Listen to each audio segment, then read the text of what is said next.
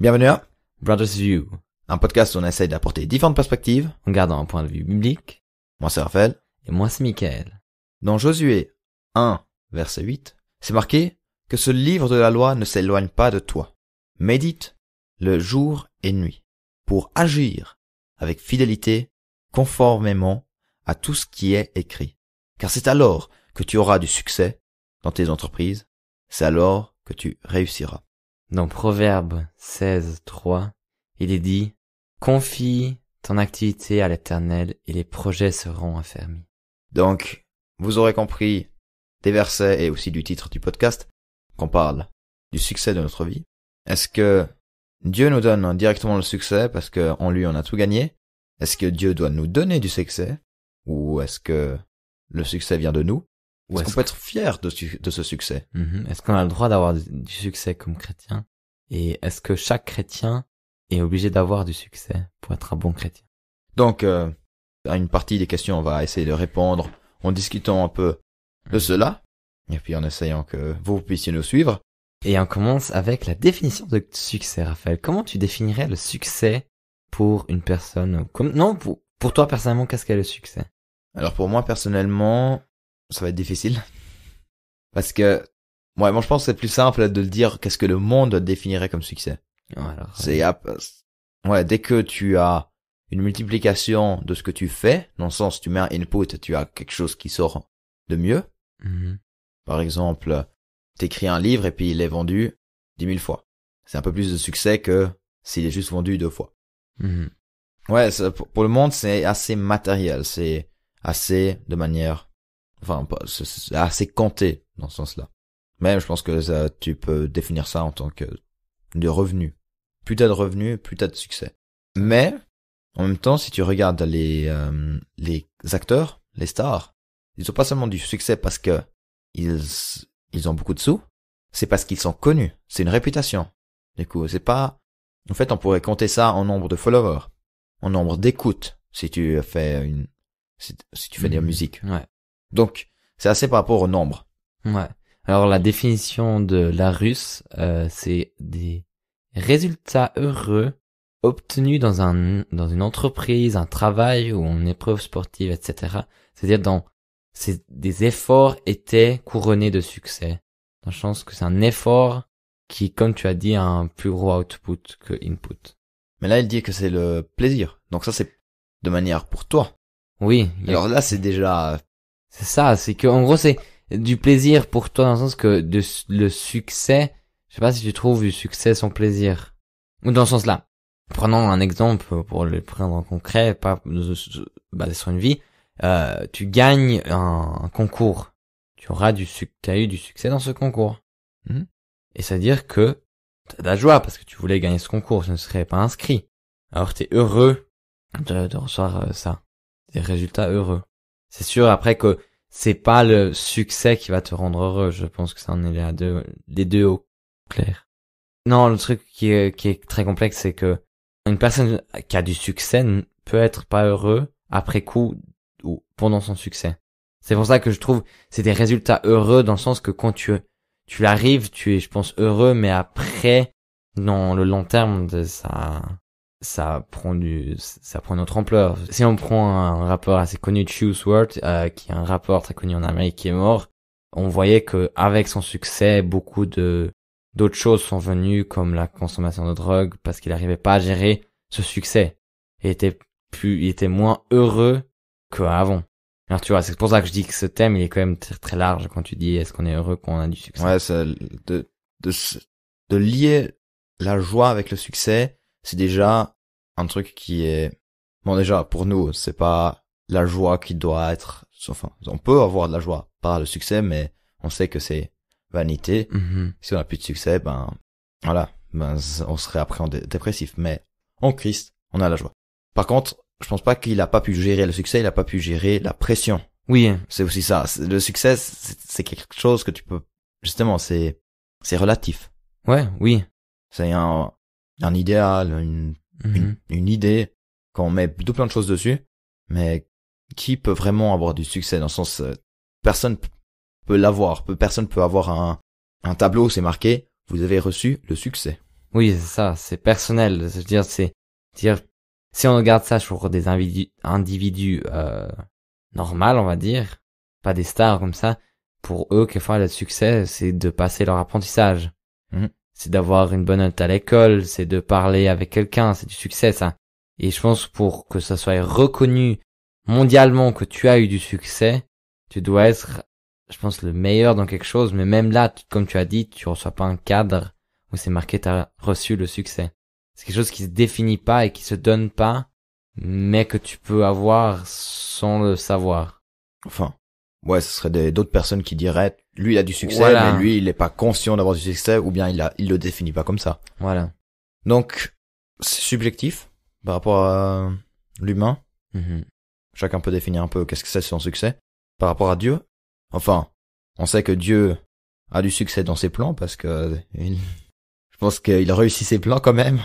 Je pense que ça se confirme aussi dans les histoires de la Bible. Je veux dire, quand on voit les personnages comme David, Salomon. Ou bien même, le plus grand succès, Jésus qui vainc la mort. Ouais, tout à fait. Il y a tous ces plans qui n'ont jamais failli. Ce qu'il a dit a été fait. Donc les plans ne faillent pas. Donc Dieu a toujours du succès. Enfin, nous on peut le projeter comme ça, peut-être Dieu le voit comme un fait naturel. Ouais, c'est ça. Un état naturel pour lui. Ouais. Un état naturel, ses plans comme ça. Pour nous, c'est quelque chose d'extraordinaire, de plus fort que nous-mêmes. Parce que si on veut avoir du succès, on doit travailler pour ça. Bien que il trouve sa création très bonne.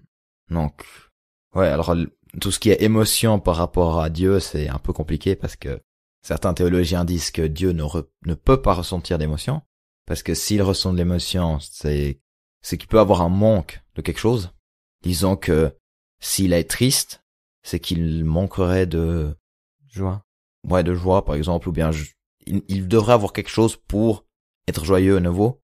Donc, enfin, c'est un peu paradoxal. Du coup, ce qu'il dit, c'est que Dieu décide d'avoir ces émotions-là. C'est pas parce qu'il est influencé par par d'autres événements. Voilà, c'est surtout ça, c'est d'être influencé. C'est que lui-même, il décide dans sa propre souveraineté. Donc, ouais, bon, ça, ouais. C'est un peu complexe de dire qu'est-ce que Dieu pourrait penser, ou bien de nous, ou bien est-ce qu'il voit ça comme succès, est-ce qu'il voit ça comme échec. À un moment, il a dit, enfin, la Bible décrit que il regrettait d'avoir fait les hommes avant d'envoyer le déluge. Ouais. Mais s'il regrette, c'est-à-dire que son plan n'était pas pas de succès. Exact. Enfin, c'est peut-être nous qui le voyons comme ça. Enfin, dans le sens, les écrivains, ils ont dit, à ce moment-là, Dieu s'est dit, ça vaut pas la peine. Pourquoi, comment, etc. C'est peut-être des questions qu'ils n'ont pas pensé jusqu'au bout. Aucune idée. Si vous avez une théorie, écrivez-les, c'est avec plaisir qu'on les lise. Tout de même, je dirais que Dieu est souverain, il sait qu'est-ce qu'il veut faire. Du coup, d'avoir du regret, c'est son propre choix de faire ça parce que, mais il le savait qu'il allait devoir regretter, qu'il devrait après envoyer son fils pour nous sauver. Donc, je pense que succès et Dieu, c'est difficile de faire un lien. Ouais, je pense mais que c'est. Parce que par rapport à lui, enfin, est-ce que lui, il veut que nous on ait du succès? Est-ce que Dieu veut que nous on ait du succès dans notre vie? Parce que nous, on a quand même cette conception de succès. Enfin, peut-être lui aussi, mais voilà. Moi, ça me fait repenser un peu à l'épisode qu'on vient d'avoir du changement, dans le sens que ça dépend pourquoi on fait quoi, et je pense que le succès, comme on vient de discuter un peu, c'est quelque chose qui se définit pas. On peut pas dire qu'est-ce qui est le succès vraiment. Seulement, on veut dire que c'est une réussite de quelque chose, mais ça se mesure pas, ça se compare pas trop. Parce que chacun a sa échelle intérieure, on va dire, de succès. Et je pense que c'est ça qui définit un peu aussi le succès que Dieu veut pour nous. C'est dans le sens que il veut qu'on réussisse nos étapes, qu'on veut aller avec lui. Ouais. Mais il nous demande pas d'avoir la villa avec vue sur la mer. 10 millions de followers sur Instagram et Facebook. Voilà. Facebook, Raphaël. Ah ben, je sais pas, peut-être... Je suis sûr. Peut-être Facebook aura à nouveau du succès. Non, mais tu vois, dans le sens que c'est quelque chose qui est c'est un peu, ouais, si je peux reprendre ça, un scala intérieur. Une échelle intérieure. Et c'est l'échelle intérieure que Dieu, qu'on peut travailler avec Dieu. Mhm. Parce que c'est vrai que si je peux prendre en référence, j'ai lu un livre, Fruitful Life, de Tobias Teichen et de Christian Rosmanet, qui viennent du ICF Munich, qui ont écrit ce livre pour dire que on peut changer ce monde en voulant plus dans sa vie. Et ils se basent un peu sur Dieu nous appelle toujours à aller de l'avant et de faire plus, mais ils gardent cette optique que oui, c'est pas l'échelle du monde, mais l'échelle avec Dieu que tu vas. Et Dieu te demande aussi de sortir de ta zone de confort. Dans un sens, il voit aussi un peu ce changement, qui est aussi le dernier thème, comme quelque chose naturel dans la vie d'un chrétien pour avancer avec lui. Alors, faut le dire que c'est pas tout le temps que Dieu voudra te sortir de ta zone de confort, et surtout, il voudra pas te sortir de ta zone de confort et puis t'éjecter sur l'autre bout de la planète pour dire maintenant tu vas là-bas. Non, bien sûr. C'est juste quand même petit détail. Mais c'est quand même intéressant si tu regardes les textes qu'on a lus au début. Mm-hmm. Voilà, c'est simple. Tu remets tu remets ton travail à Dieu. Ouais. Et tes pensées seront établies. Dans mon texte, c'est le livre de la loi, tu dois le méditer jour et nuit, et après agir avec fidélité, conformément à cela, et c'est comme ça que tu réussiras. Mm-hmm. C'est simple. Tu fais ça, point barre. Le succès viendra. Ouais. Et ça vient gentiment sur ces prédicateurs de prospérité. Alors ça faudra absolument qu'on fasse un podcast dessus, où on explique l'évangile de prospérité. Enfin, dans le sens, c'est que Dieu t'a tout donné, du coup, t'auras du succès, point barre. C'est cette radicalité qui est dangereuse parce que c'est malheureusement pas toujours le cas. Mm-hmm. Et surtout, aussi les speakers de motivation sur Instagram ou bien les autres réseaux sociaux, eux, ils te disent aussi, c'est tout simple. Il y a trois choses à faire. Te lever tôt le matin, faire tout ce que tu peux pendant la journée et dormir. Enfin, c'est simplifié, mais en même temps, ils disent pratiquement ça. Mm-hmm. Mais je pense, pour rebondir sur le prosperity gospel, je pense que c'est aussi quelque chose qui est peut-être après aussi mal compris. Je ne justifie pas le fait de faire des prédications comme ça, hein, dans le sens qui est mal compris de nous, car on a cette échelle du monde de succès. Nous, quand tu dis à une personne du monde qui est pas chrétien, qu'est-ce qu'est le succès, va te dire si je peux venir en Bugatti devant ta maison et l'offrir et repartir avec une autre, ça c'est du succès. Ouais, c'est différent. Je pense pas que Dieu nous appelle à avoir ce succès-là. Enfin, peut-être si. Peut-être si, c'est ça, je veux dire, c'est pas. Et puis ça, on parlera après. Qu'est-ce qu'on fait si on a du succès? Voilà, on en parlera, mais c'est dans le sens que c'est pas, il demande, voilà, c'est pour ça que je dis, c'est vraiment une échelle personnelle, dans le sens que chacun aura un autre succès dans sa vie. Et je pense que Dieu, il veut quand même, Dieu nous a pas dit, on aura une vie, toute rose, mais il nous a pas dit aussi qu'il sera jamais là et ce sera que des pertes et, ce sera la mort définie jusqu'à... Bien qu'il le promet presque. Vous serez persécutés, vous serez suivis, vous serez haïs. Mais est-ce que, dans ça, je n'ai jamais vécu la persécution, heureusement. Ça. Heureusement, oui. Mais est-ce que là-dedans, tu pourrais peut-être pas aussi trouver du succès? Je pense que c'est peut-être pour entre nous deux de discuter ça maintenant, c'est un peu irrationnel parce qu'on n'a jamais vécu. Mais je pense pas, justement, là, tu t'en fous un peu de succès. Là, tu te dis, je veux suivre Dieu, je veux faire ce qu'il me demande, et puis si notre église grandit, alléluia. Mais si tu recherches dans cette situation le succès, que ce soit force, sous, femme, homme, enfin, comme tu veux, ça va pas le faire. Ouais, moi je pense que c'est ça qu'il faut, c'est un peu ça. Faut changer son image de succès. Si j'étais bien compris maintenant. Ouais, mais même, justement, en fait, tu t'en fiches, ouais. Oui, je pense que c'est peut-être un bon mot à dire. Je pense que c'est quelque chose un peu dans le sens de détourner le regard sur le succès du monde. Mm-hmm.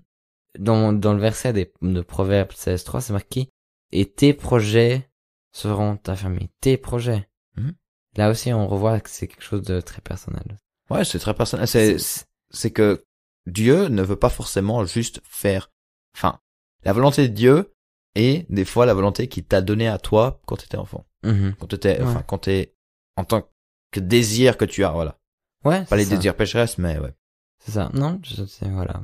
Et du coup, si tu arrives sur ces 1% de la population qui ont du succès, enfin, qui ont des sous, parce que oui, on voit ces gens, mais on voit pas toutes les personnes qui ont pas eu de succès ou bien qui ont essayé et qui ont raté.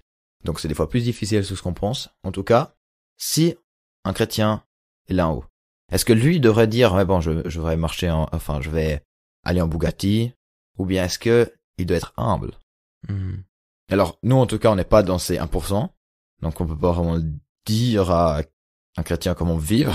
Je pense que c'est assez individuel. C'est aussi un chemin que je pense que la personne doit faire avec Dieu. Voir qu'est-ce que Dieu en pense, qu'est-ce que Dieu fait, parce que le pape, je sais pas si c'est celui d'actuel qui a dit qu'il ne voulait pas de yacht. Sérieux? Ah, le pape, il reçoit un bateau, et puis une magnifique voiture. Lui, il va en Toyota. Ouais. Ou bien non, c'est pas en Toyota, c'est une Fiat. Une Fiat, voilà. Il va en Fiat. Moi, ça me faisait penser à une histoire, c'est pas dans le monde chrétien, mais c'était une entreprise en Allemagne. Ils ont une fin tragique, mais on va pas parler de ça maintenant. C'est que c'était une famille qui était extrêmement riche, c'était une famille qui était dans les finances, mais ils vivaient d'une manière très spécifique, dans le sens qu'ils avaient un peu un système de open house. Je sais pas si vous connaissez, c'est un peu dans le sens, tout le monde peut venir, tout le monde peut partir, ta maison, ma maison. Et il y avait le truc qui était intéressant, c'est que les alentours, ils trouvaient ça bien, et la ville aussi, même si c'est des voisins de très loin qui habitaient pas à côté, ils trouvaient aussi ça, ils appréciaient ce mode de vie, même si c'est des personnes qui étaient très très riches, qui avaient une grande fortune et une grande maison, mais ils ont fait cette maison un peu aux autres. Ouais, pour que les autres puissent en profiter. Voilà, tout à fait. On peut vivre comme ça. Voilà, je pense que, ou parler de ma perspective, si j'avais ce succès, j'espère de pouvoir vivre de cette même manière, de pouvoir partager ses biens, et aussi de rester humble. Je pense que pour moi, ça c'est quelque chose qui serait important. Ouais, c'est en tout cas une possibilité de le faire. Oui. Il y a d'autres manières, si vous voulez prendre Bill Gates comme exemple, entre guillemets, parce que lui, en tout cas, il a investi beaucoup d'argent sur dans des projets d'aide. Ouais, tout à fait. Ouais, après avoir à quel point l'argent est utilisé de bonne manière. Mais voilà, c'est toujours difficile. Dès qu'il y a de l'argent, c'est difficile, on peut l'utiliser, quoi, pour le mal. Et c'est là où c'est important d'être sage, justement de rester avec ce lien avec Dieu. Et pourquoi pas aussi avoir des connexions des personnes qui sont en dessous. Alors certes, justement, on avait dit la dernière fois que si tu as du succès, c'est que tu as une certaine somme d'argent, tu as des liens avec d'autres personnes qui ont cette même somme. Du coup, tu peux être une lumière dans ce cadre-là. Environnement. Ouais, ce cadre, cet environnement-là. Mais, je pense que pour ne pas être juste dans une bulle, et là, je pense que c'est important justement de pouvoir élargir son horizon et puis d'avoir les contacts avec des personnes qui sont en dessous pour voir aussi les problèmes et ainsi éventuellement agir. Voilà, c'est une autre possibilité de pouvoir aider le monde avec ce succès. Si ça vous tient à cœur, c'est encore l'autre question. Mais ouais, je pense que là, c'est vraiment personnel par rapport à ce que la personne croit. Moi, je peux juste espérer que les personnes riches chrétiens, soient pas égoïstes, mais altruistes. Mais ouais, c'est une espérance. Puis je pense que en lien avec ce qu'on a lu, en gros, on voit aussi que là, c'est aussi quelque chose que tu dois rester en connexion avec ce que tu as lu perpétuellement, ce que tu lis dans la parole, et que tu sois connecté et que tu confies ces projets à Dieu. Je pense pour le succès à long terme de Dieu. Que ce soit pas vanité. Voilà, que ce soit pas vanité. Et pour ramener ça sur un personnage biblique, est-ce que tu aurais un exemple, Raphaël? Bon, déjà, il y a Job, par exemple, qui a beaucoup de richesses, qui perd tout et qui reçoit après le double dans l'histoire parce que il a réussi à garder confiance en Dieu. C'est pas celui qui dit tu donnes et tu reprends? Oui, c'est aussi lui qui dit, après avoir souffert, il dit quand même, L'Éternel donne, l'Éternel reprend. Gloire à Dieu. Wow. C'est hyper puissant, mais c'est important. C'est pas vous qui devez dire à la personne quand il a tout perdu qu'elle doit dire ça. C'est la personne qui doit réaliser elle-même. Ouais, c'est une confession de foi personnelle. Ouais, c'est quelque chose de très personnel. Je me disais, mais c'est ce que si tu arrives à le dire, ça, c'est puissant. En tout cas, Job, il y a encore d'autres personnages qui sont aussi riches. Par exemple, Abraham, il a aussi beaucoup de succès. Il y a Jacob, quand il va travailler pour les femmes, pour ses futures femmes. Ouais. Lui, il doit garder des moutons et puis, si vous vous souvenez, d'abord il garde juste ceux qui sont tachés et du coup il arrive juste à faire avec un petit truc que eux ils se multiplient énormément. Du coup il a encore plus de tachés que Laban. Et après il dit quand même, enfin Laban dit non, je veux quand même les tacher et puis après il fait la même chose. Enfin en tout cas, Dieu bénit aussi matériellement, enfin dans la Bible. Ouais, David et Salomon, hein, on a dit au début. Oui, David et Salomon aussi. Avec leur richesse qui... Après, ils étaient aussi rois. Mais, dans le sens que... Ça justifie! Ça justifie! Ça justifie ça! Mais, dans le sens, une personne qui a reçu énormément de succès pour influencer le monde, c'était Joseph. Qui est, justement, il est descendu jusqu'au fond du puits, littéralement. Et après, il a été élevé en tant que bras droit du pharaon. Lui, il avait du succès en prison. Enfin, d'abord Potiphar, après en prison. Et par l'intervention aussi de Dieu, à travers l'interprétation des visions, il a pu sauver un peuple de 7 ans de famine. C'est exactement ça que je voulais dire. Je voulais absolument que tu rajoutes. C'est exactement ça.